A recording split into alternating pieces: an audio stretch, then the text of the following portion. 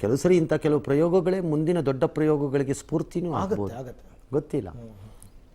ಅದು ನನಗೆ ತುಂಬ ಇಷ್ಟ ಆಗಿದ್ದಂಥದ್ದು.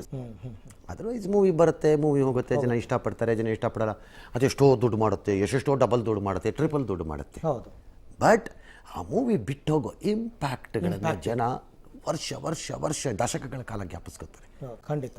ಇದರ ಮೂಲಕ ಚಿತ್ರೋದ್ಯಮ ಇನ್ನೊಂದು ಹೊಸ ಅವತಾರವನ್ನು ಎತ್ತಬಹುದೇನೋ ಆಸೆ ಆಗತ್ತೋ ಬಿಡುತ್ತೋ, ಬಟ್ ಆಸೆನೇ ಪಡೆದಿದ್ರೆ ಆಗೋದರ ಬಗ್ಗೆ ಕನಸು ಕಾಣೋದು ಹೇಗೆ ಅಲ್ವಾ?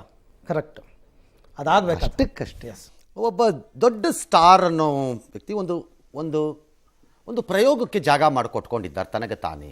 ಅದರಲ್ಲೊಂದು ರಿಸ್ಕ್ ಇರುತ್ತೆ, ಅಷ್ಟು ಸುಲಭ ಅಲ್ಲ ಅದು. ಹಾಗಾಗಿ ಇದೊಂದು ಹೊಸ ಪ್ರಯತ್ನ ನಡೆದಿದೆ ಇದರಲ್ಲಿ ಅನ್ನೋದು ಶ್ಲಾಘನೆಯ ಒಂದು ಭಾಗ. ಈ MTV ಸಿಟಿ ಯುಗದಲ್ಲಿ ಖುಷಿಯಾಗಿರ್ಬೇಕು.